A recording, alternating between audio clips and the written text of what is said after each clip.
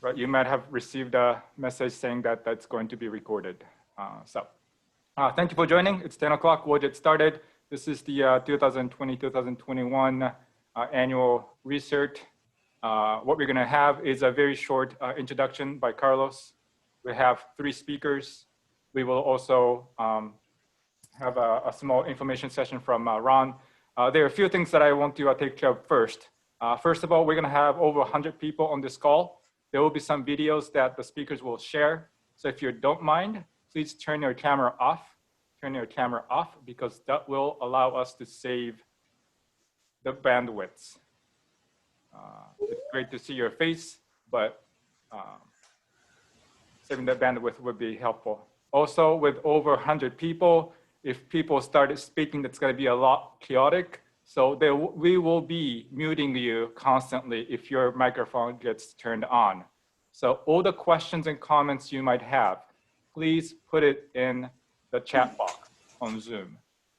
We have Jeff and Nicole who are in charge of taking care of the chat box. And then the chat box questions and comments will come through them. They will ask questions on your behalf. So please keep your microphone off. Mr. Wilkinson, that's you. So without further ado, let's start. I'm gonna hand it over to Carlos for him to say a few things, please. Well, good morning, everybody. And thank you for joining us this morning. I'm sorry that we cannot be in person. But it's a sign of the time. It's been a tough 11 months since late February, early March of last year. A lot of things have changed, and this is one of the things that we are confronted with. Many things have changed. The referee committee has changed. The referee community has changed in how we do things. So this pandemic has done a lot of damage, and it'll take a while to recover from all of this.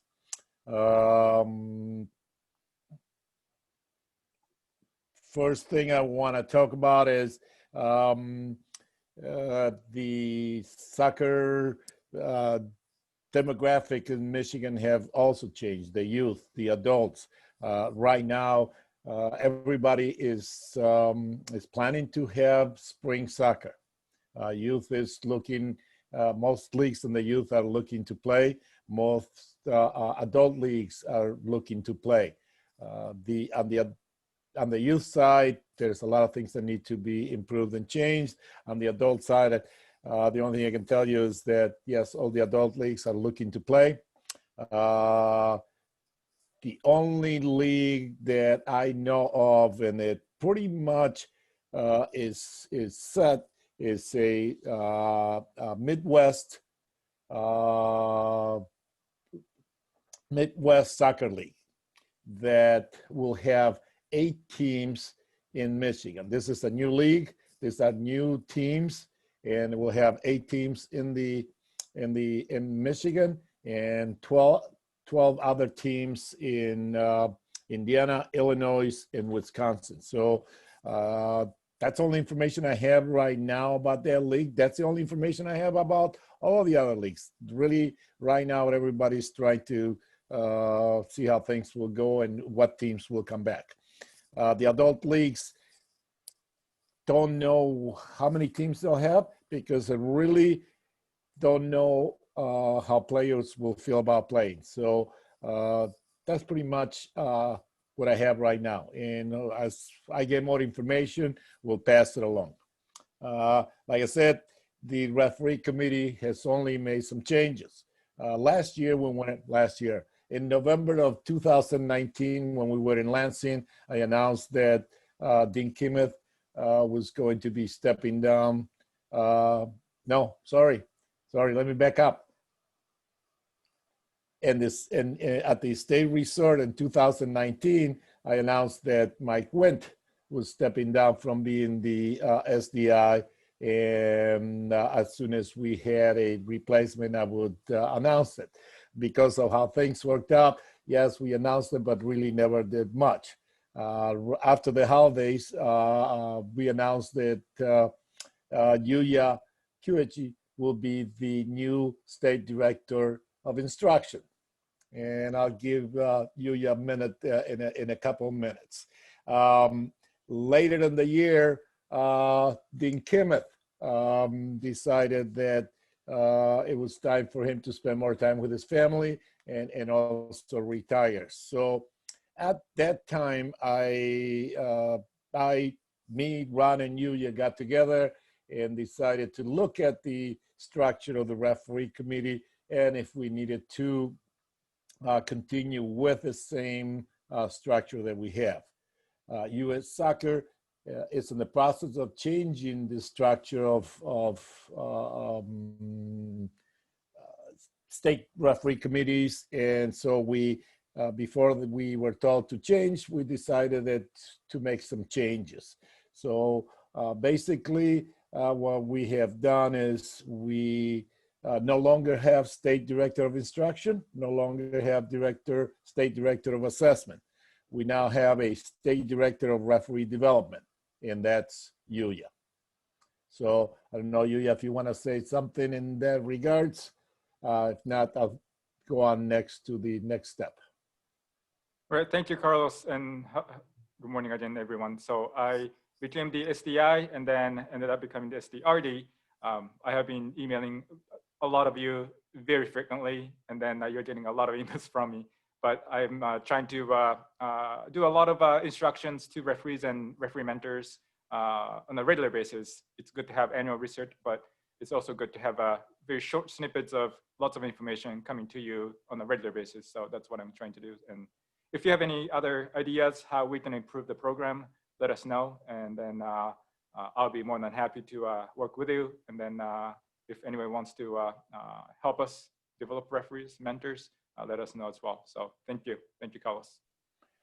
Okay. Thank you, Yuya. Having said that, I would remiss if I don't thank Dean. I think Dean is on the call. I want to thank you, Dean, for all you have done for the referee community in Michigan. You have done a lot of work, and we thank you. And I wish that I could have done this in person and give you a hug and a handshake for all the work that you have done. But I'm sorry, this will have to do for this time. Anything you want to say, Dean? Dean, are you there? I guess I'll say just thank you very much, Carlos. I really appreciate your remarks, and I have nothing but great feelings about the organization and best wishes going forward. All right, thank you.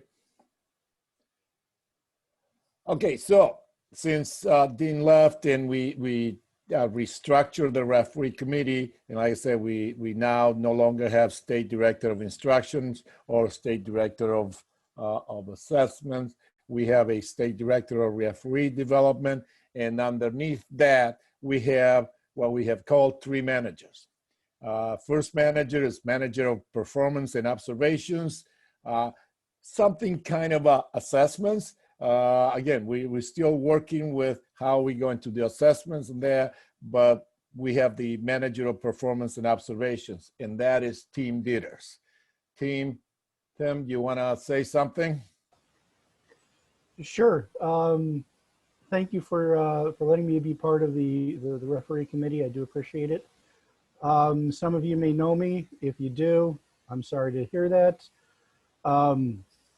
I look forward to working with everybody. Dean, there's no way I can fill your shoes. I just hope to be a good steward of the program and help the referees achieve what they're capable of. And with that dangling participle, I will say again, look forward to working with everybody. Thank you, Tim. Looking forward to working with you. The next manager that we have is the manager of field sessions. As you recall, towards the end of 2019, the beginning of 2020, we had started doing field sessions with the classes.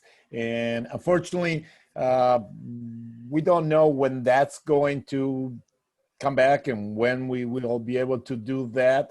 But we want to be prepared. And for that reason, Jeff Dorsenfer, I'm sorry. Okay. is the manager of field sessions. So he'll be in charge of working to develop field sessions. Go ahead, Jeff. Thank you. It's Dorn Cipher, but that's Dorn okay. Dorn Cipher. I'm sorry. Just briefly, I look forward to working with everybody. As far as field sessions are concerned, it also includes fitness testing. So we'll get some notes out to people soon on when we're going to start doing fitness testing again as well. So thank you, everybody, and look forward to working with you. Thank you, Jeff. I'll practice on your last name. I promise you that. I'm reading it. That was my problem. Okay.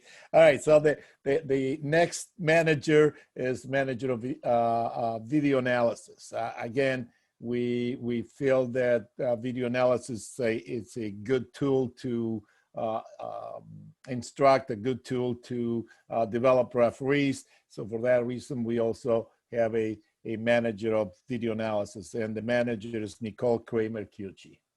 Nicole? Thanks, Carlos. So hello, everybody. I think many of you guys also know me. I've been around going on 15 years now in the ref community. For those of you who don't, I can just introduce myself as UV's better half. So if he's not spamming you, it'll probably be me coming up. So very much looking forward to working with the rest of you guys, creating content for all of us to be able to learn from. Now I'll echo, if any of you guys have heard the UVA talk before, if you guys have video clips that you think might be interesting or have questions on, please feel free to send them to us, and we are more than happy to discuss them and actually use them kind of going forward in some of our content. So be on the lookout for it, and look forward to seeing you guys the rest of the year. Thank you, Nicole. Okay, that's pretty much all I have for now. Again, if you have any questions, put them on the chat, email me, whatever, text me. I'll try to answer all the questions, and that's it. I'll give the pass it to Yuya to continue. Right. Thank you, Carlos. So when we started thinking about the regional research, when we knew that it was going to be on Zoom, we thought about who we could have to, speak for us or as guest speakers. And, we could have with Zoom invited anybody from the world, but we also said that we have a lot of great resources in the state. So we figured that we would ask them to speak. So we have 3 speakers today, Nicole, we have Nick, we have Jason. They all have very interesting experience in 2020. So we have asked them to speak 20 minutes each and share their opinions and ideas and thoughts and experiences and all the great things that they have. So for what I understand, Nicole is going to be the first one to go. So go ahead. Thanks, Yuya. So we decided we would start the most novice, and then we'll work up to the more experienced guys. So I go first. So I think I know a large majority of you on this call, but if I don't, my name is Nicole Green. In 2020 and also fortunately 21, I'm a USSF national referee candidate. So that is where my certification stands right now. But I kind of wanted to give you a little bit of a recap of how 2020 went for me. And then we've got a couple videos, and I definitely want to hear from you guys.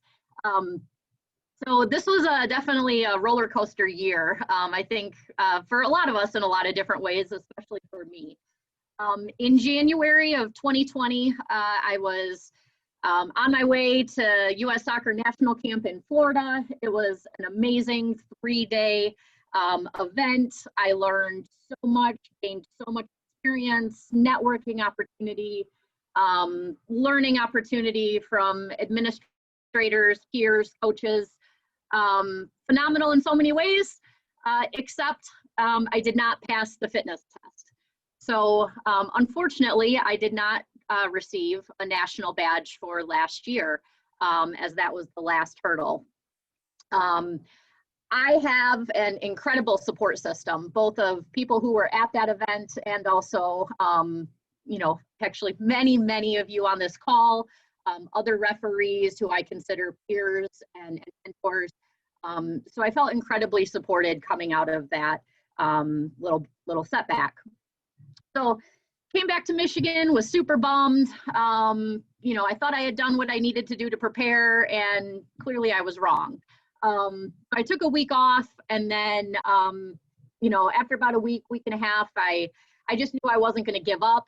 I've fortunately, I think I've found something, and it's stuck with me for this year. So I have had the chance to reevaluate and hope I'm on the right track along those lines. Then again, we all know what happened in March, April, May. The whole world stopped. For me, honestly, one of the biggest highlights of this year was probably the first game that I did again in June. This was an unsanctioned game, so first and foremost, this was a team looking to get restarted playing, and coach just happened to reach out and, hey, can you come officiate this game for us? And you know, my first call was Carlos. I'm like, Carlos, am I even allowed to do this right now? Like, what's going on?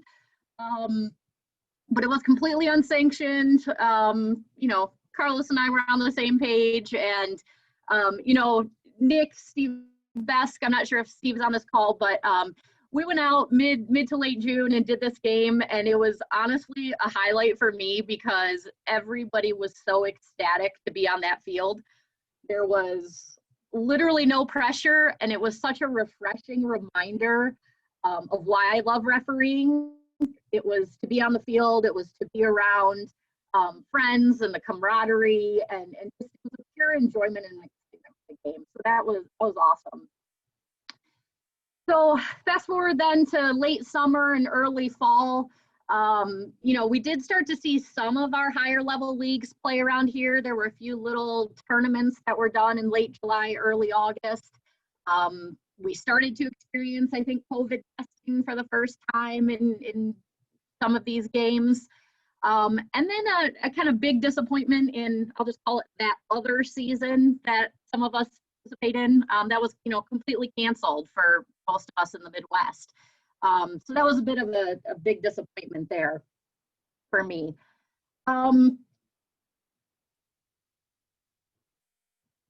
Probably within a couple weeks of that disappointment then, we do find out though that the NISA Soccer League is going to host their fall championship tournament here in Detroit.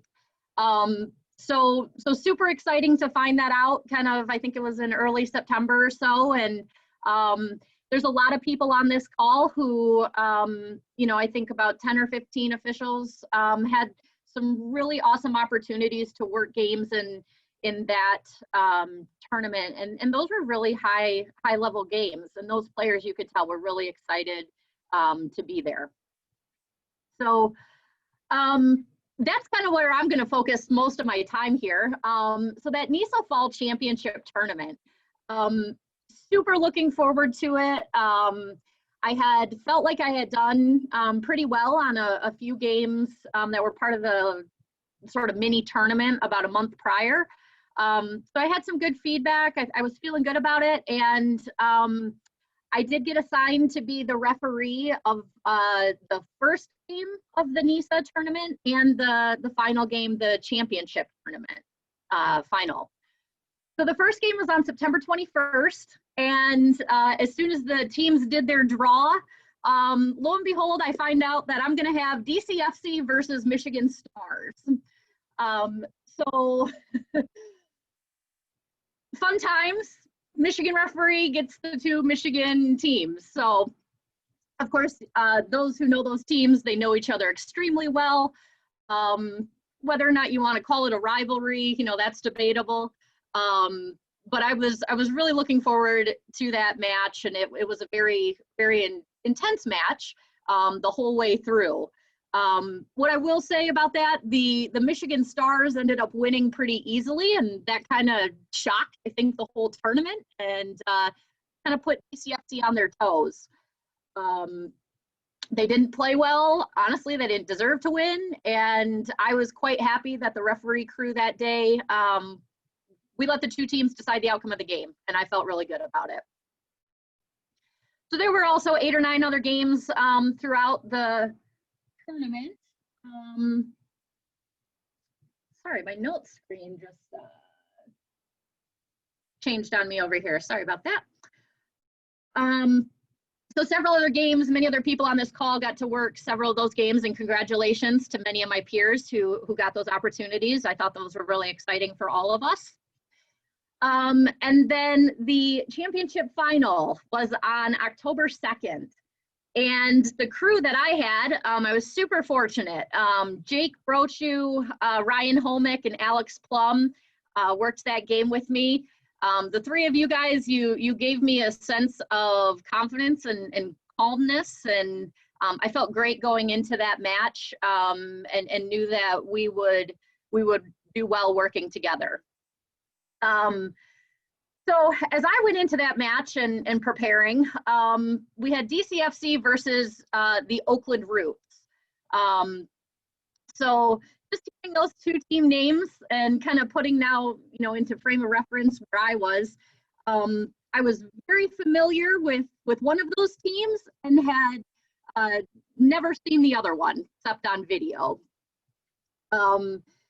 So it's taken me several years to, build my comfort level at that kind of high level of competition, and those players are professional. They are being compensated and paid to play in that league. So, it was a serious game for them, and they were really hyped up for it. But I'm, to be totally transparent, the dynamic of being local, being from Michigan, and having an in-state team, that was really weighing heavily, and wanting to make sure that we approach that match from an impartial standpoint and a fair standpoint. So that was kind of how we entered that match that day. So what I'm doing now, I've video clipped 2 of the, I would say, major decisions from that game. I'm going to drop a link in the chat. So I would welcome you all to, you'll have 2 options. You can watch these videos on your own, or else I will play the video once on my screen in a screen share. But you will see, if you click the link that's in the chat now,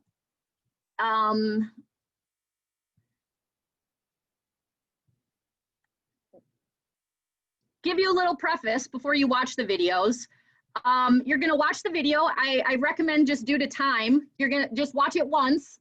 And then if you can, select the best answer of how you would officiate that play. And then do that for the second video, and then select your answer for that one. I will give you a warning. Each video, you're gonna get kind of like a far out zoom, and then you will get a second look at the video, which is like a much more closer zoomed in replay of the same clip. So far out zoom and then close in. I will warn you, you will see what the referee does in the situation. You will hear the announcers, you will hear your players. Don't let any of that go into your decision making. I really encourage you to think about, what would you do as a referee in these scenarios? Okay, so I'm gonna do a screen share.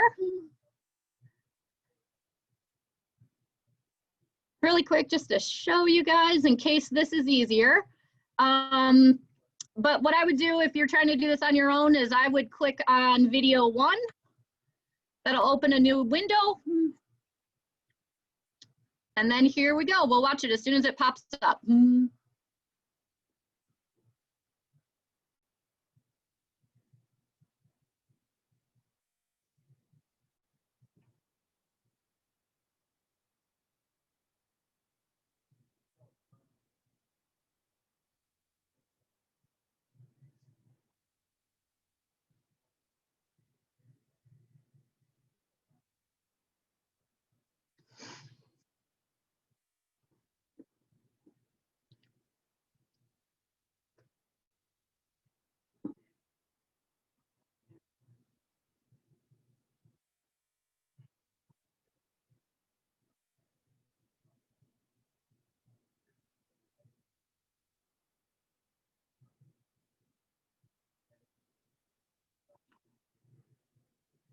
All right, so that's video 1, and I encourage you to submit your answer or make your choice. And then I'm gonna jump to video 2. Whoops.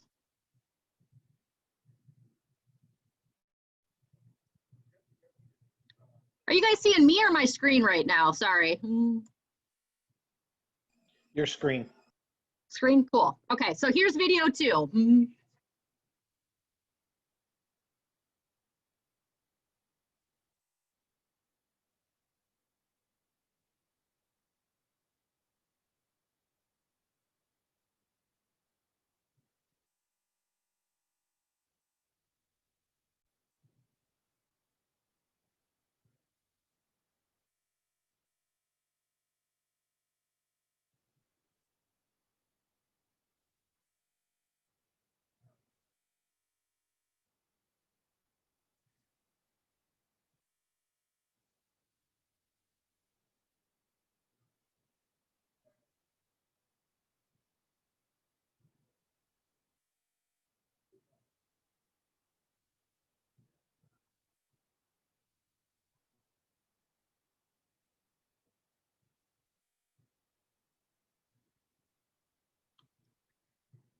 All right, so if you have not yet done so, please make your 2 choices and click submit at the bottom. This will be your last chance to do that. As I move on, what I do want to tell you as I get talking about these are not official answers from, you know, we always say, well, what does US Soccer, what does Pro say? I'm just going to tell you this is Nicole's opinion. This is also the opinion of many other peers, mentors, some admins that I've spoken to. There might be others of you on this call who have already seen this and given me some feedback on it, but this is just from my perspective and my learning experience. So you're okay to disagree with me if you want to. All right, so really quick, what I want to show is a quick screen share one more time and show you what your peers think about those clips. So right now we had 41 responses, and for the first video, which was the attacker coming in on the goalkeeper, we have about 72, 73% of us the yellow card. And then for the second video, which was the handball, no handball, we have about 70, 71% of us that say no foul. So that's what those of us, well, that's what 42 of us, 43 of us think on this call. So that's all right. If you're afraid to answer, don't worry. I'm not calling anybody out, and I don't know individually how you answered. So, all right. So let me fast forward. The first clip in the 54th minute, considerations from my end. Point of contact, the perpetrator is the top of his boot, kind of at his laces. And the victim, it's definitely on his head. So there's clear contact between the attacker's top of his boot and the goalkeeper's head. For me, that speed was at about medium, and the distance I thought was fairly close.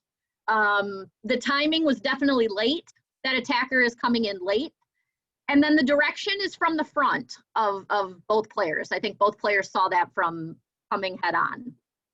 So one of the questions here, I think that's worthy of consideration is, did that attacker make an attempt to play the ball or not? I've received some feedback both ways.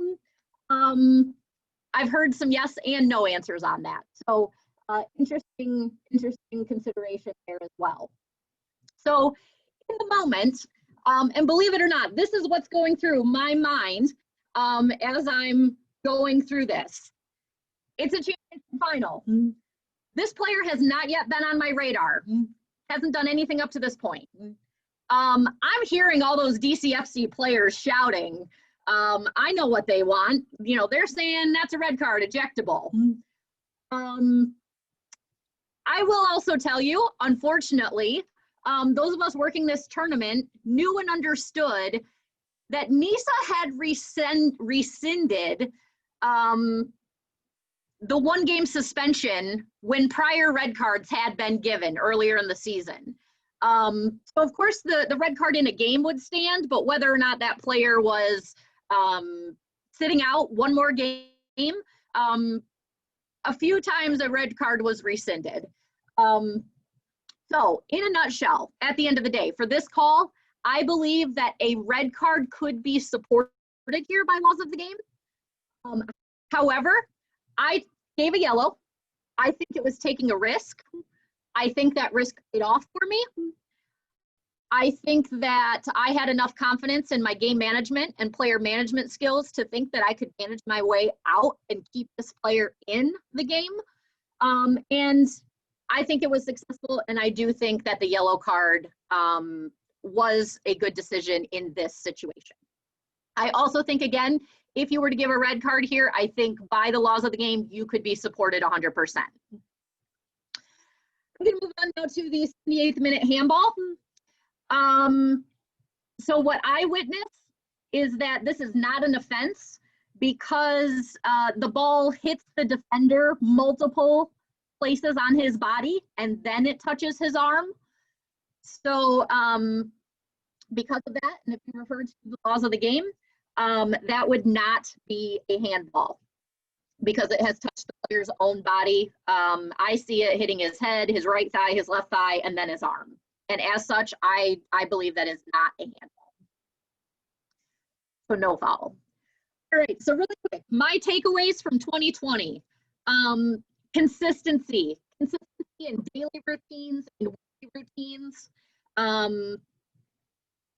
You never know. Secondly, you never know when an opportunity is going to present itself. So for me, I think my consistency leading into the fall is what allowed me to be ready for these NISA games, which are a very high level. And then thirdly, I would emphasize an open line of communication with assigners, mentors, and peers before games, after games. With us being so socially distanced and not seeing each other, just reaching out and having personal conversations, text conversations, whatever, has really helped me through some of these challenging situations and game environments that I have had the opportunity to do this season. So I did leave, I think, 1.5 minutes or 2 minutes for questions, but that's everything that I wanted to share. So if there are any questions, I'll put it over. Right, thank you, Nicole. Was there one question, Nikki? We actually have two. So first one, did you worry about whether any red cards issue would be upheld as you were going through those plays?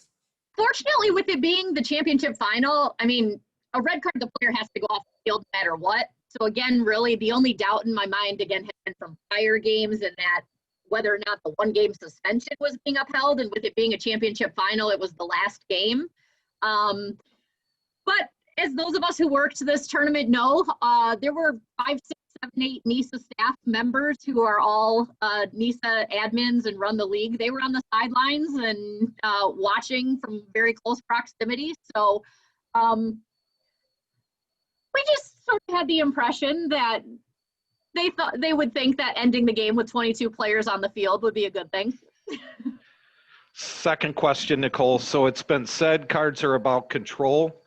Did you feel that the yellow card was the call that still allowed you to have control of the match versus a red card? Yeah, that's a great question. You know, if you had gone the other way, would a red card have kind of lost control of a match in this situation? I think that's a very valid question. I'll be totally honest and transparent with you. 2 things come to mind for me here. One, my red cards, I don't want to have any doubt in my mind. I don't want to debate, could that have been orange? Would that maybe orange? Could I think about it?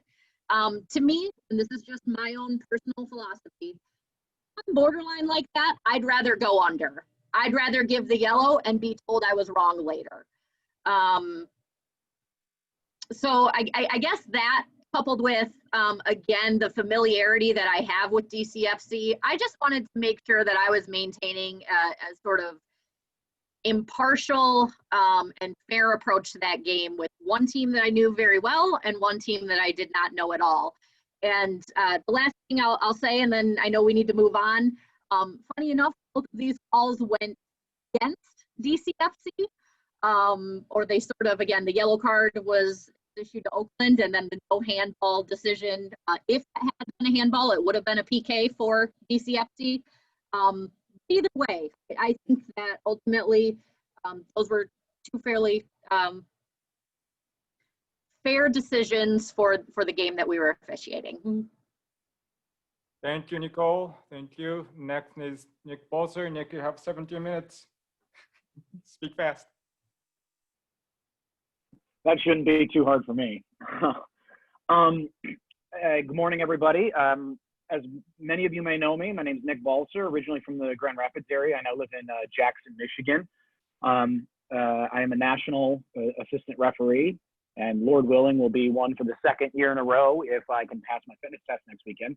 And I'm also part of an assistant referee with Pro 2, which is the referee development group below the guys that you see, guys and girls that you see doing the MLS. So I've been a part of that now for 3 years. And my 2020 experience that Yuya has asked me to share is I made my MLS debut. It's kind of cool because I think all of us have the idea of what ultimate dream of ours would be when we start officiating. And that, I mean, that could be anywhere from going to regionals and nationals all the way up to you know, refereeing top games in a bunch of different levels.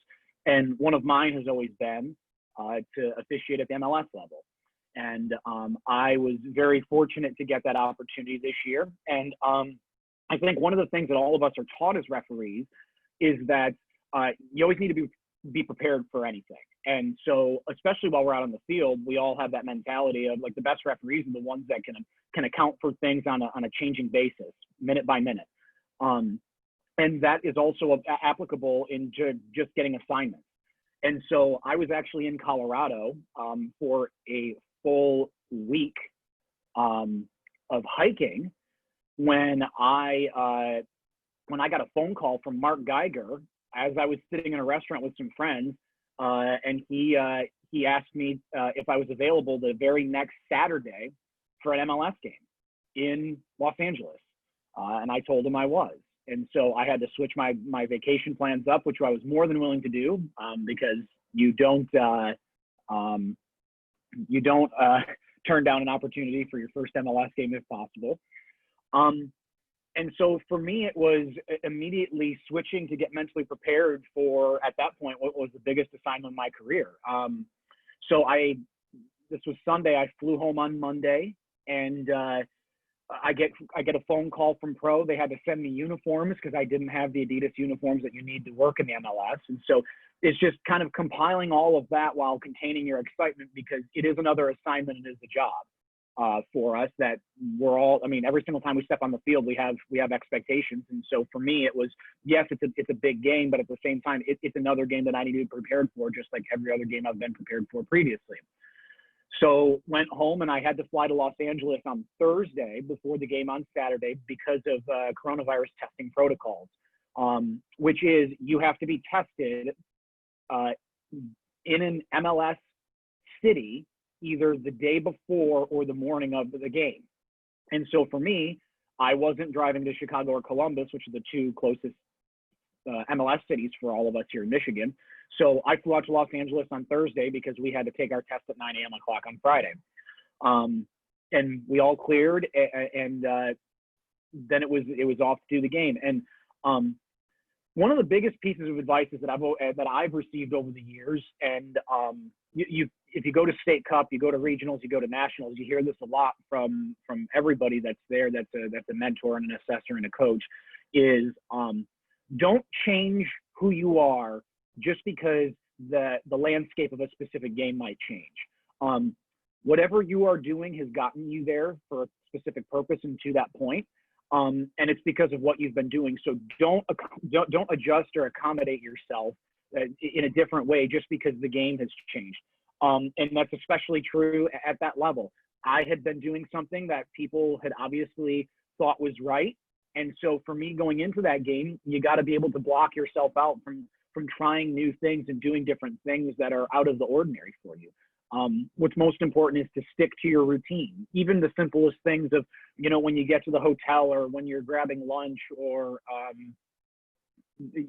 things like that. It's so important to just keep your routine, pregame preparations, even pregame rituals when you're in the locker room with folks. So I made sure to stick to that.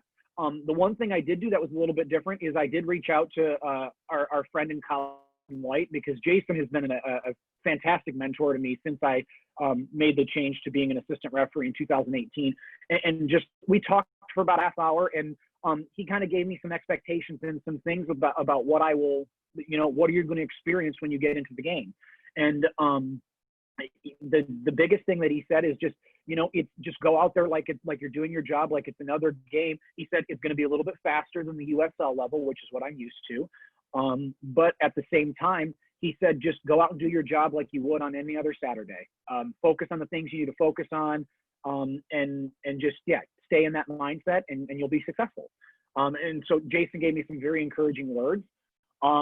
It also helps too, when you go into a game like that, first MLS game, and you have a very experienced crew.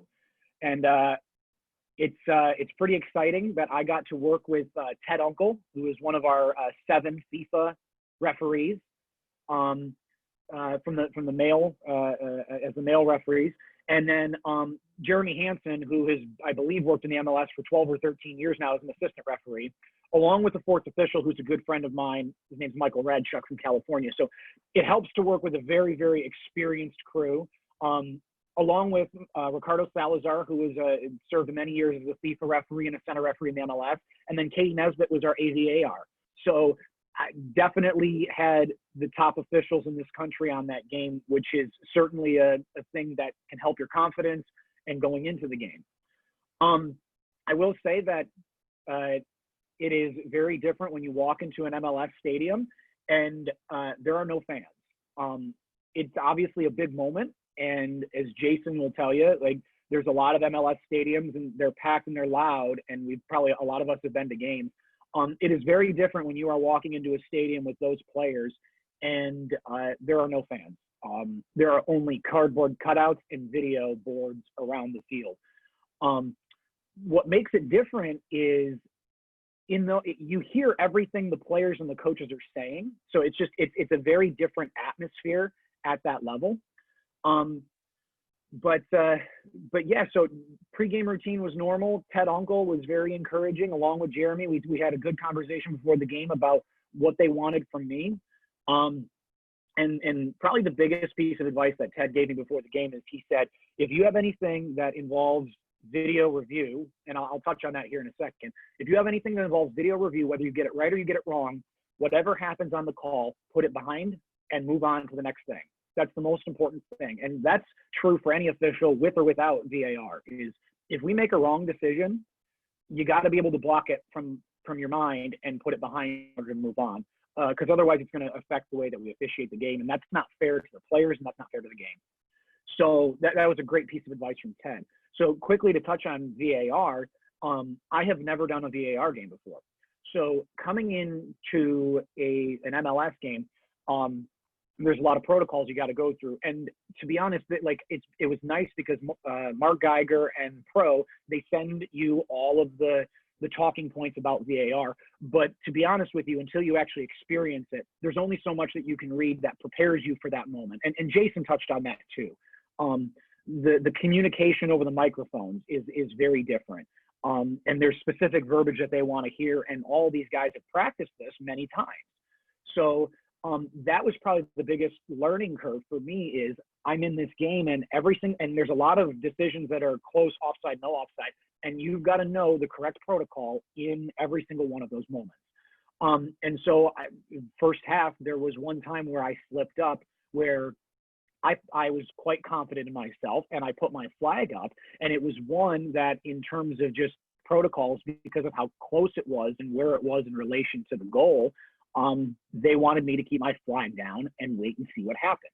Now, thankfully, I got the call correct, but as Ted pointed out to me at halftime, he said, Nick, I'd rather have you keep the flag down, have a goal get scored and something where we can reverse the call, rather than me pop my flag up, he calls the offside, and then we're stuck with we might have taken away a good goal scoring opportunity on a play that was actually onside rather than offside.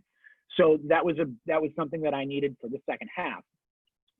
And then probably the biggest moment of the game for me, I didn't have a ton to do in the game in terms of close offside decisions, but the biggest moment of the game for me was in the 78th minute, where I caught myself out of position for a half a second.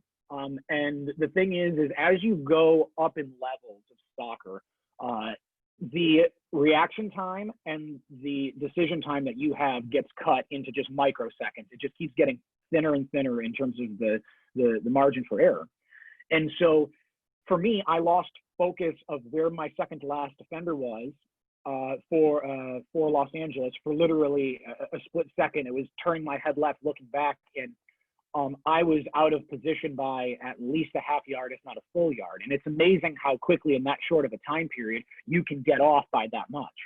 And so we call it the flash lag of, you see where the players are, the ball gets played, and then the player looks like they're in an offside position or not. And in my situation, from my position, I thought the player looked offside. And I'll show you a picture here in a second that shows that because I lost focus for that 1 second, it was a very close decision, but ultimately I was not in a good position to see where the players were. However, the most important thing about this moment for me, which was the biggest learning point, like I said, that I'm going to take away, is even though I thought the player was offside, it was considered a goal scoring opportunity, so I kept my flag down. We let the ball ended up getting passed around and then crossed, and we ended up having a goal get scored. But as protocol says, I wait and keep my flag down, and then when the ball's in the back of the net, you put your flag up. So I put my flag up, and they ended up doing video review because it was recommended, and ultimately I got the decision wrong. But most importantly to me in that situation, I did the procedure correct. But it was a very big learning point and adjustment that you need to make. Ultimately I'm thankful I passed my assessment, even with the points that I got taken off of for that decision. So it was a successful first MLS game, and hoping for some more possibly this year. But the biggest besides the learning points, the biggest takeaway that I have is there's two things that I've thought of, and one is it goes back to my point of don't change what you're doing to get to where you're going. You can edit and change different points of your game based off of things that you learn and you like, but you don't have to necessarily mold yourself into exactly somebody else. There are many different types of referees that make it to the highest levels of the game and to whatever their goals are. And so I took a little bit of a different road, where only 2 years ago or 3 years ago now, I changed the path of becoming a referee to an assistant referee. And I will say that being a referee has helped me become a very good assistant referee, because I think like a referee quite a bit of the time, and it helps the referee when you're in those moments. The second piece of advice that I would say is, and John Corbett, who has been a great mentor to me for many years, and if you're in the Grand Rapids area, you know who he is. One of the things that he told me when I got started officiating was create small goals that lead to big goals. And so for me, ultimately, I didn't know 10, 15 years down the road from when I started, my goal was to make the MLS. But that didn't happen if it wasn't for a set of smaller goals that I was able to accomplish on a year-on-year basis.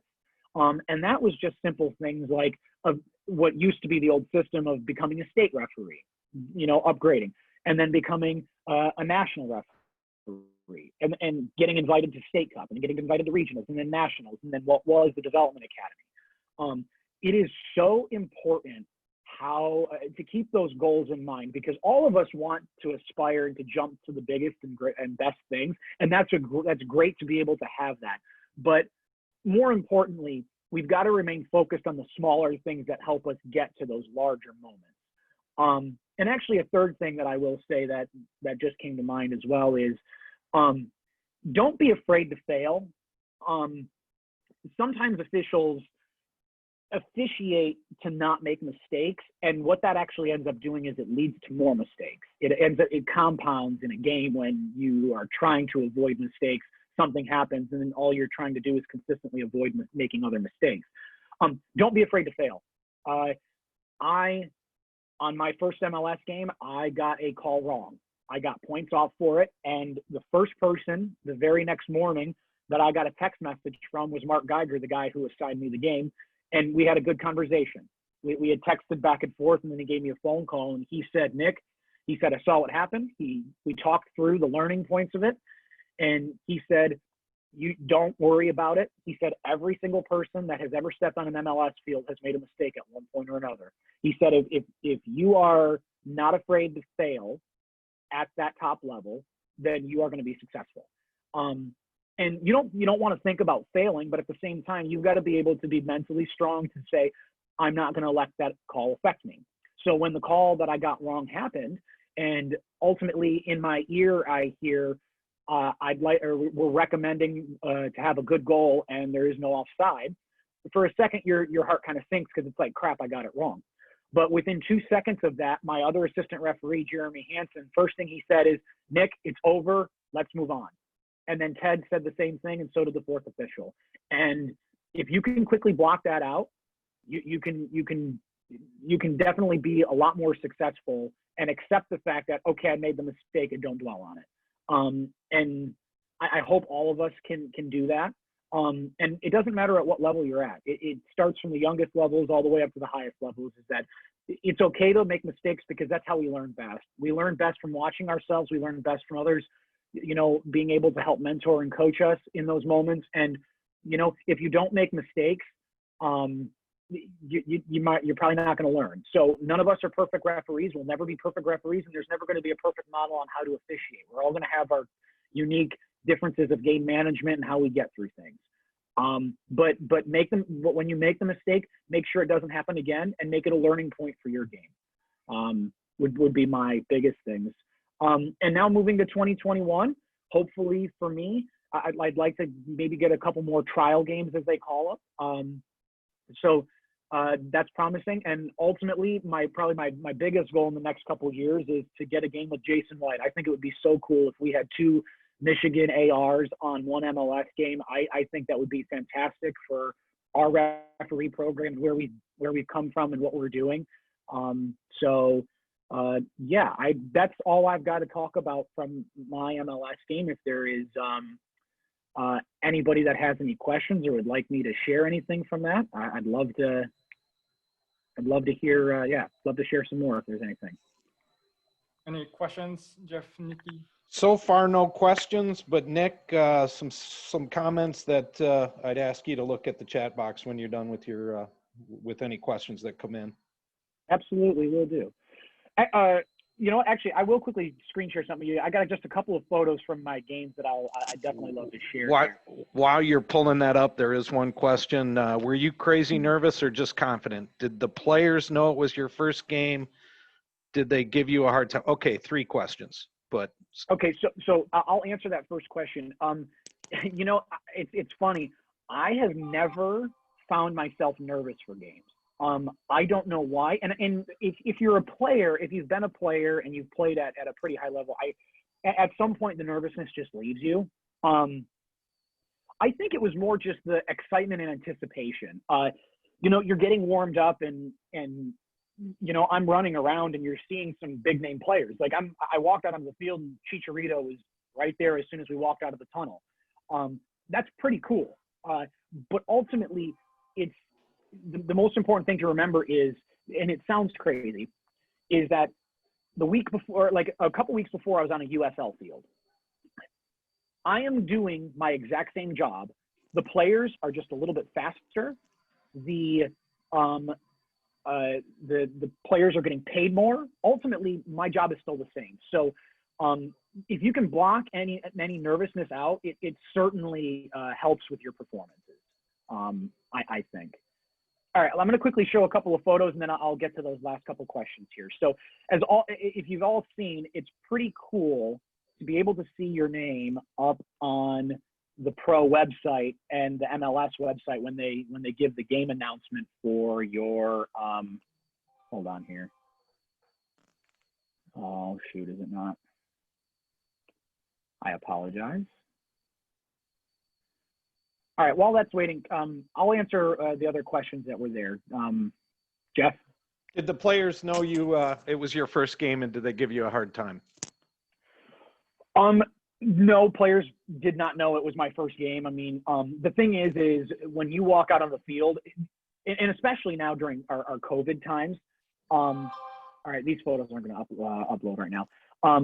During COVID, I mean, we have no contact with the players really before the game. I mean, if we're warming up, they'll maybe say, "Hey, how's it going?" type thing. But the players are so attuned to what they're doing in their warm-ups and what they're focusing on that you don't have time to interact with them besides the captain's coin toss. And with COVID, that's made even more of a safety protocol to stay away from them.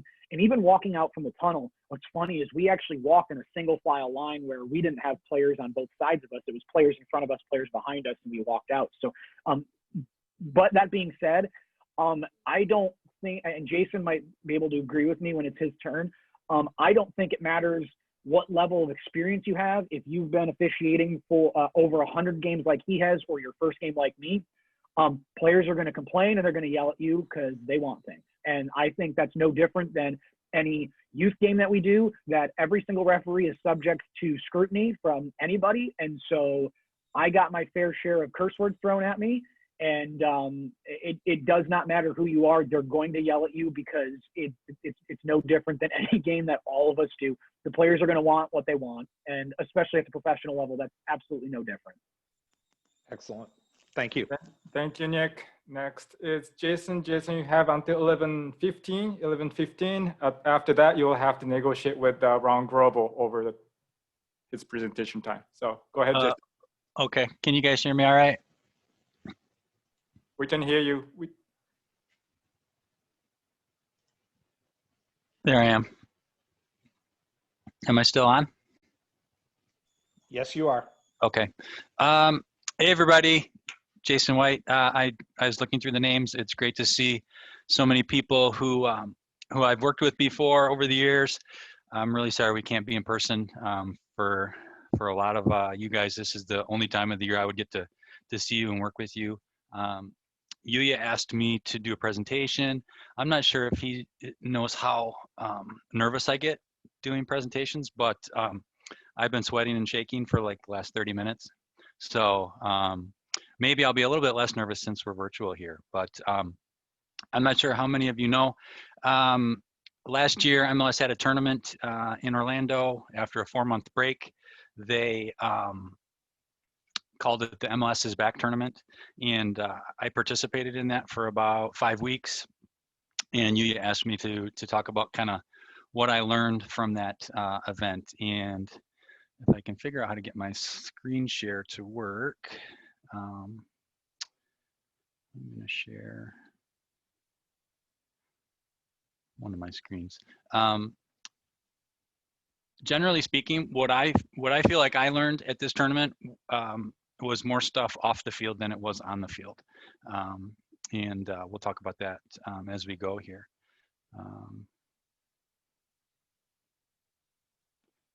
All right, I'm attempting to share. Can you guys see You're good, Jason. a slide deck here? Okay. You're good. So I'm going to try to get through a bunch of stuff, and hopefully we'll have a few minutes for questions if there's anything people are curious about. I just kind of want to talk about how this was for me overall, what the logistics was like of this event, because it was kind of an oddball thing. You know, nobody had ever really done anything like this before, I think, at least in this country, in MLS, what it was like on a daily basis, you know, what my routine was, and some of the things that I learned. So, you know, overall, this was, I wasn't sure I wanted to go. My wife was telling me, you know, hey, what are you talking about? Like, you have to go. And, but we had to provide a minimum amount of availability to even be considered. And so I finally decided, okay, I'll put my name in. I was already working remotely because I have a full-time job. I work for Spectrum Health. I have an IT job with them. And so I was already working from home. So it was really no big deal for me to work from Florida instead, most of the day during the day. So,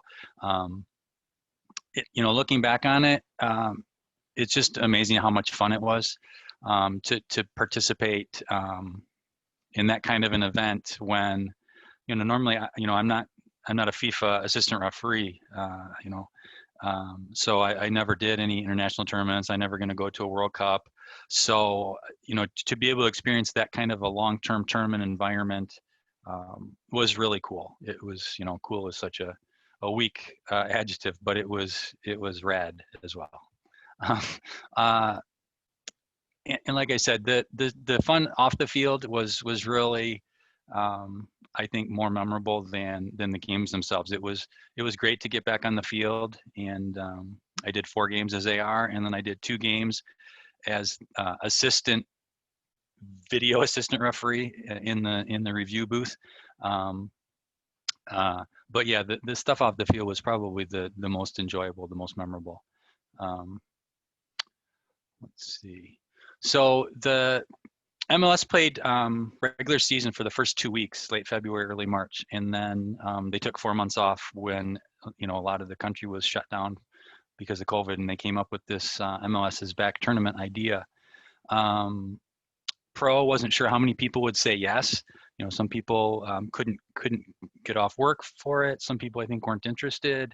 Some people were, had safety concerns and did not want to participate. So, there was a time when it sounded like folks like Nick might be invited, but they ended up, I think, getting just enough of the bargaining unit. That's what the BU stands for, the kind of the main MLS official group, to say yes. The safety protocols were stringent. Like Nick mentioned, the COVID testing for the regular season, it was, probably even tighter when we were there in the bubble in Orlando. You could not leave the resort if you wanted to get something to eat, or, it was, what could you get delivered? You want a milkshake, you had to get it through, Grubhub or whatever. COVID testing was every other day. Plus, if we had a match on the off testing day, we had to test on that day. So there were some guys who were, testing 6, 7, 8 days in a row with the nasal swab test. So it was, people took it very seriously. You wouldn't hardly ever see anybody walking around without their mask on. We did a couple of outings outside, and we had to keep our masks on even though it was 95 degrees. So it was kind of crazy. I don't know if anyone saw, and I'll have to put a link to this in the Google Drive that Nicole started. The opening match was probably, even though there was no fans in the stands, it was one of the most, I guess, moving and powerful moments for me that I can remember watching in sports, with a lot of the black players and other minority players wearing all the same shirt that one of the Philadelphia Union players had designed, and they just walked around the pitch and lined the entire pitch while they had their fists in the air for 8 minutes and 46 seconds, and that was one of the biggest memories that I have from this tournament. The daily life, it was 4 to 8 weeks for people, depending on how far into the tournament they were selected and kept on. You can see some of the stuff there. It was every day we went to training, it was get your temperature checked. Every morning when you woke up, you had to check your own temperature. They were having us do a weigh-in to make sure we were not losing too much body weight through dehydration. We were doing field training in groups. We were doing debriefs with the whole group. So it was just kind of a lot of togetherness, probably like you would see going to a youth regionals or something like that.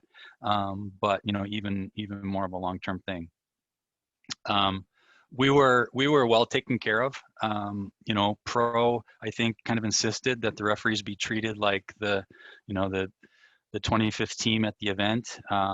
We had 3 massage therapists just for us. We had, you know, a recovery treatment room. You know, we had our own game room. We had our own indoor gym. So, you know, for me, I had to juggle like a lot of the assistant referees. They have other jobs. So I took a few vacation days here and there, but for the most part, I was squeezing in my work, you know, 7, 8, 9 hours a day around the debriefs and the other meetings that we had for the tournament. And I've also got in there self-assessment that we'll talk about that maybe in a few minutes. I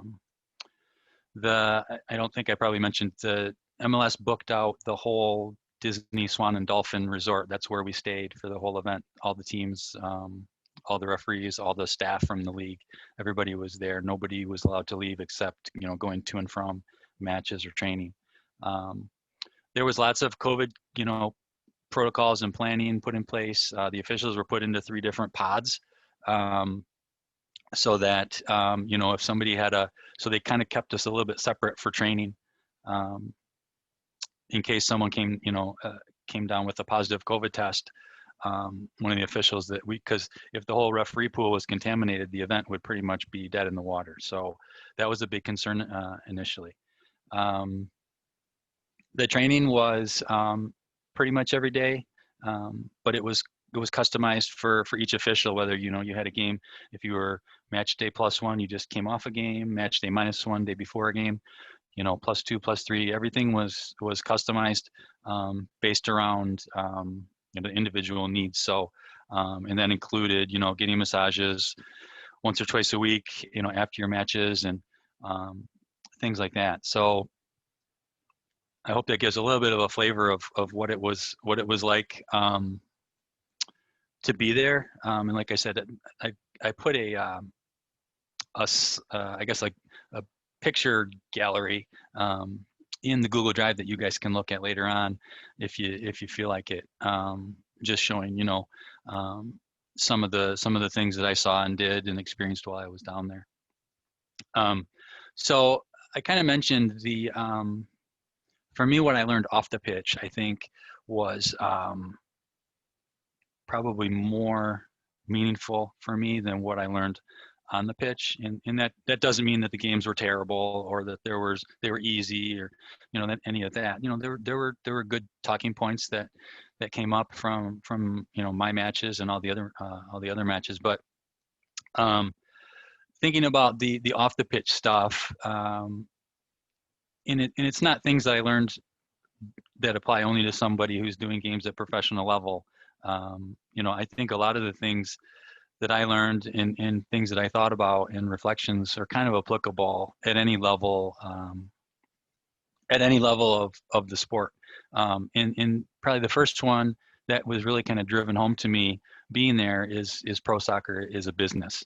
And I think sometimes we forget that soccer at all levels is a business. And, you know, those youth teams and the parents who are paying money and the leagues that are trying to make money and the second and third and fourth division leagues that are trying to compete against the other leagues and have a more attractive product and get the better referees to do their games and all of these things that, you know, it's a business. And so if you try to approach your job as a referee as a simple black and white, what's the right and wrong decision here, you know, there's I think there's more to it than that. And you know, it's at the professional level especially, it's not just pure sport.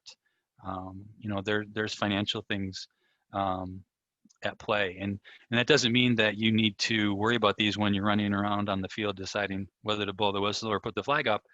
But you know, to have an understanding of those things that go on. And I think being at an event for over a month and, you know, talking to some of the league staff and talking to the players and the coaches a lot more than you normally would, coming and going from a single game, you get more of an appreciation for some of these things. And one of the things in terms of it being a business, you know, it's sports on TV and sports, you know, it's entertainment. And so for me, MLS is in the entertainment business. And you know, it's one thing to be, so you need to understand your place as an official in that puzzle. And it's not really good enough to just be able to do the job as an assistant referee or as a referee. You know, you need to understand what you look like, you know, the image that you project. These things are important. You know, do you look confident? Do you look like you're scared? Do you look nervous? Do you look athletic? Do you look out of shape? You know, can you, even if you're out of shape, can you make it look easy? I tell some of my friends in the league that I do a better job than anybody of making it look like when the camera pans over to me that I'm not tired. Even if I'm sucking wind, I can make it look like I'm relaxed and I'm comfortable and I had that decision all the way. And I see some of my friends who, you know, they're ultra marathon runners and they're way fitter than me and they're 15 years younger than me. And I see them huffing and puffing when they're on camera with the flag out for an offside decision. And I you know, I text them and I say, you know, you need to make it look like you're as fit as you are. Because, you know, those things matter. When the league watches the games, they want to see the referees look like, you know, a certain way. Just looking through some of my notes on the business piece here.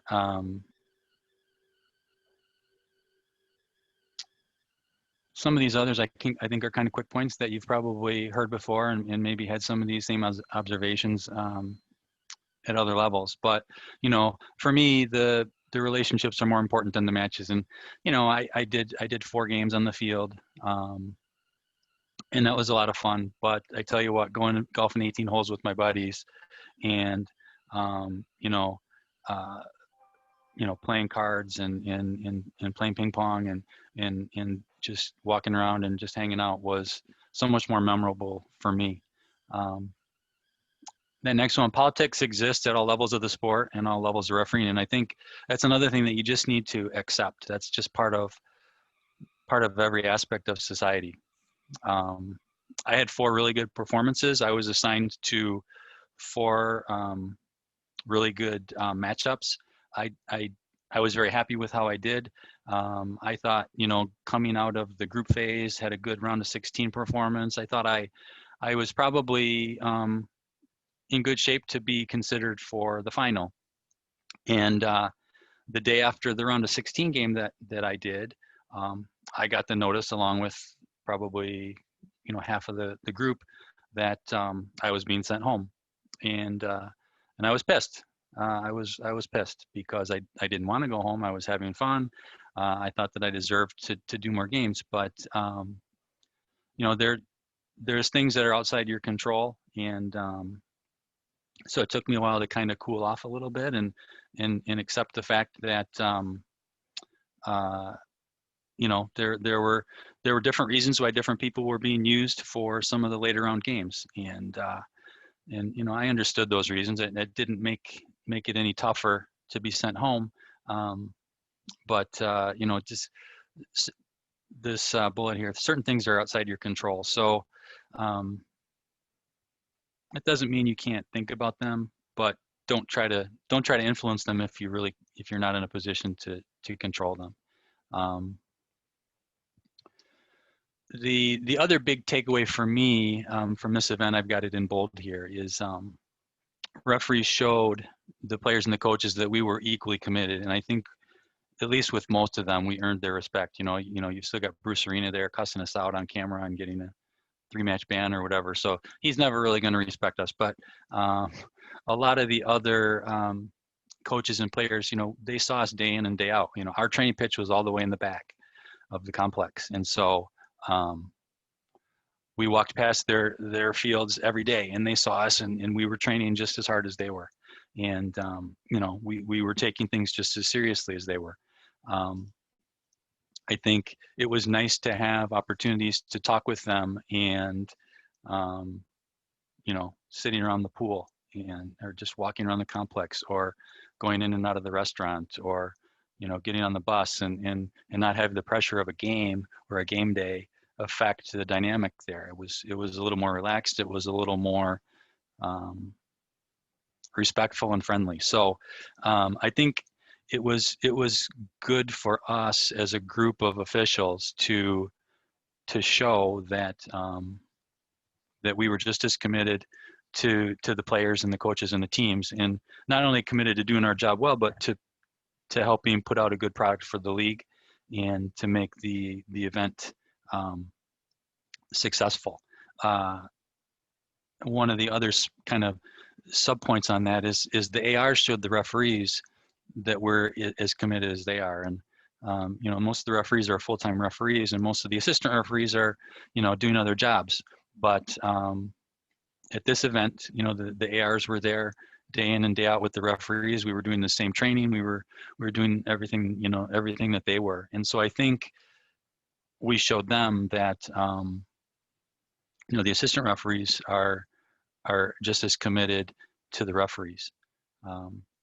In that last one, there is a point that I think probably came up with both Nicole and Nick, is we can be our own best critics if we want to be. So, you know, when you get, as you start to improve as a referee, I think you get a better idea of what your strengths and weaknesses are. And when you've made a mistake, you know you made a mistake.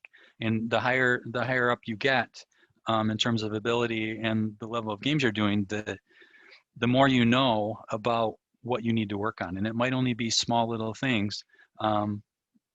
It might be things that the assessor doesn't pick up because, you know, they only see you in one game. Whereas, you know, hey, I keep screwing this up. You know, I have this one thing that's a bad habit. If you aren't thinking in that way about yourself as a referee or an assistant referee, you're really going to have a hard time getting any better. So that's one point that I think is really really a big one there, and it's applicable, you know, at any level. So that's most of 30 seconds. 30 seconds. Okay. One quick question came through. What was the biggest difference in terms of quality of play and style of play you noticed that was different in the bubble than the normal regular season pre-COVID? The teams were extremely rusty. They hadn't been together. The referee group is typically not together, so we were all doing our own normal training routines on our own. We came in and performed basically at a level that was noticeably better than the players, especially the early round games. They got into the flow eventually, but we were head and shoulders above them at the beginning, and I think maybe they caught up by the end. Sorry, I was looking for the last 15 minutes for my 5-minute warning. I couldn't find it on my screen. So the on the pitch stuff, like I said, wasn't as important anyways. I've got a couple of things here with some video clips for each of those that are in that Google chat or the Google Docs link if you guys wanted to take a look at those. So. Thank you, Jason. Thank you. Thank you to all three people who spoke. Jason, just like you can pretend to be not tired when you're tired on camera, you didn't look nervous. So I think that's Jason. awesome. So I appreciate all three of you. Now I'm gonna have Ron to speak for 4 minutes. Well, hi, everybody. So, Jason, if you can stop sharing for a minute. And while we segue into the last few minutes, everybody stand up. Let's get some blood moving through us, okay? I want to welcome Eric Budd to our session. He wants to speak briefly to all of us. Yeah, hey guys. For you those that don't know me, my name is Eric Budd. I work on the John Benowitz committee for the scholarship and the Memorial Golf Outing. So I just wanted to touch on that real quickly here, real briefly. I first wanted to introduce our team members. We're starting to grow this bigger and bigger now, so we're starting to add more members to our team. So as always, Pete Morrissey is still the head honcho guy. He's kind of the leader of all this, the brains behind it. He started this. He's still continuing on with it. We also have Megan Brosser. Megan is our head and in charge of social media, so we are currently on Facebook and Instagram. You can find us on Facebook at the John Benowitz Memorial Scholarship, and then you can find us on Instagram at jbenowitz_scholarship. So in addition to her duties with social media, Megan is also in charge of the Northeast part of the state and also the central part of the state for finding potential donors. We also added Peter Ruse to our team. Peter Ruse was a 2019 recipient of the Scholarship Award and wanted to give back. He's in charge of the Northwest portion. And we also have Steve Seward on our team, and he is in charge of our corporate donations to the golf outing. So first thing I wanted to do after the introductions of the team is also just thank you guys for your continued support. We're growing this event year after year, and especially in times with COVID and everything, where finances can be a little tough, we want to thank you guys for continuing to support this great organization and the great event that we put on in the golf outing every year. With that being said, I also did want to make note of a few important dates. We are currently now accepting applications. So if you know a deserving referee who is graduating high school this year and moving on to college or trade school, feel free to pass this information along. The scholarship application is open on the MRC website, as Ron pulled up right here, and the application is due on March 27th. And then secondly, I wanted to touch upon the golf outing. So the golf outing will still be at Riverbank Country Club in South Lyon, Michigan, and that will be on August 7th, 2021. So if you're interested in golfing this year, please contact one of us. It can be Pete, Megan, Steve Seward, Peter Ruse, any of us. Our information is on Game Officials, so if you have access to Game Officials, you can go ahead and look us up in the referee directory, and that will be where our email addresses are and our phone numbers too. Other than that, yeah, if you guys have any suggestions with us, like I said, we're continuing to try and grow this event to bigger and better. And I know plenty of you last year had some real good suggestions for us on how to make this event bigger and better, especially in regards to the golf outing. So if you do have any of those suggestions, please feel free to contact me. If you have any leads on potential donors, contact one of us. We'd be happy to talk with you guys. Yeah, so thank you guys for continuing to support us, and hopefully we can achieve our goals with adding another scholarship recipient next year and moving that on from 5 scholarship recipients to 6 scholarships recipients. So thank you guys for your time, and hopefully we'll be refereeing and look forward to seeing you guys on the pitch in the fall, or in the spring rather. Does anybody have any questions for Eric concerning the John Benowitz Scholarship? Great. Thank you, Eric. Well done. I'm going to leave it on our website for a minute because as Eric pointed out, that's where you can get the scholarship information, pass it on to many. In addition to that, UIA, starting in March of 2020, started to publish a MRC newsletter.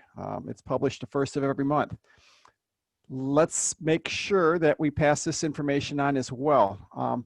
You would truly be a better official if you review these newsletters that UIA and his team puts out monthly. A lot of great information there.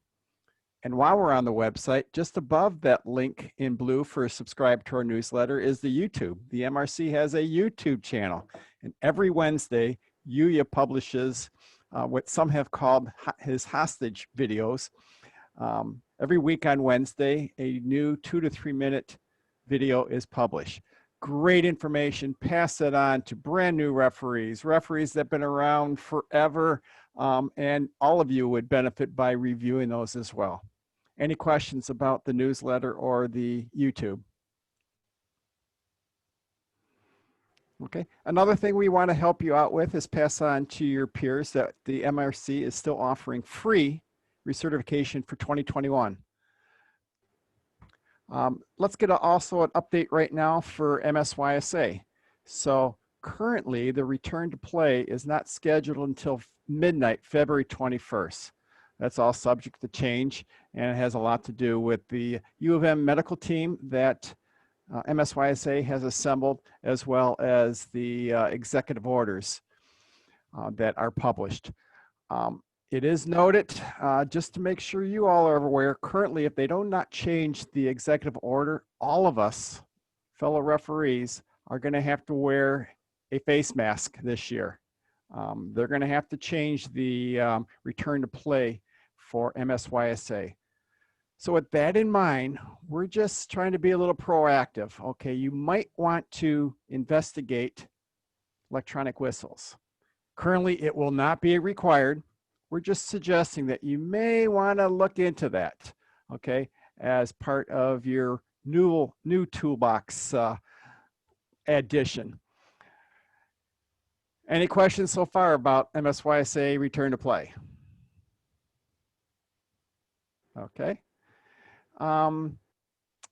Another note, we will not be changing our assigning program, which is gain officials, until at least December 31st, 2021. So don't worry about changing. I know the last few research, we were saying, hey, look for something to happen early next January. Well, same message. We're still not going to be changing any specific assigning program until at least the first of next year. Additionally, all of you should have access to this website. Everybody should see the U.S. Soccer Learning Center. It's a great spot to go. See where I'm highlighting red resources? There's 3 pages worth of great reading material. And if we're not reading something about soccer on a daily basis, then yeah, we're not just having fun. Okay, so I'm going to put this link in your chat box right now, and I'm going to stop sharing and let the other members of my team take over the meeting.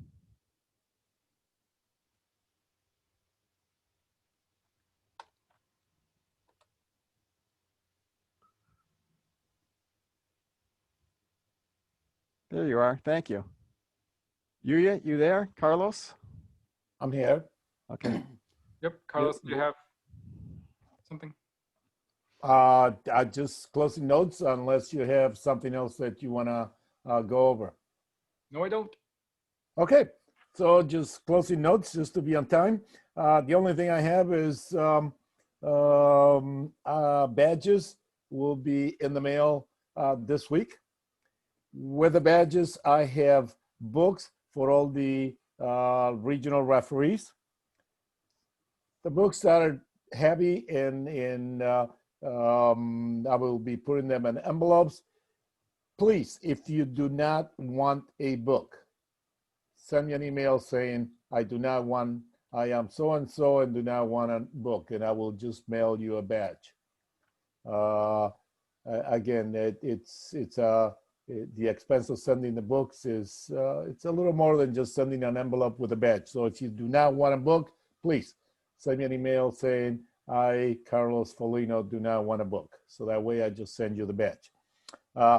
Badges and or books will be sent to everybody that completed all of the requirements in the course. I noticed that it's 1 or 2 of you that may not have been registered for the course, and there are a couple of you that have not completed all of the online modules. Please complete those so that I can send you a badge. Also, one of the requirements, and it's not our requirement, it's a state requirement, it's U.S. Soccer, it's a federal thing that we have to have, is you have to have completed the safe sport training at U.S. Soccer. It is, again, it's not a requirement, it's a federal requirement. So unless you have completed that, again, I cannot send you a badge.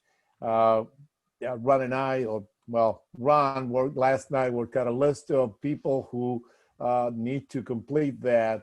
So those people will be getting an email from us saying, hey, go complete that before I can send you a badge. That's it. That's all I have. If you have any questions, shoot them to me now. Call me, email me. Everybody should know how to get a hold of me. Any questions? Thank you, Carlos. Questions in the chat box? Any questions in the chat box? We have 1 minute left. Any questions? No questions. All right, then as promised, we start at 10 o'clock. We are done by 11:30. So thank you very much. And then please follow the instructions given by Carlos for the badge. Yeah, there's a question for Jason. Don't want the, do want or not want the badge. So thank you very much for joining. Yeah, I think somebody had a question. I think Jeff said. There's a question on the chat box for Jason.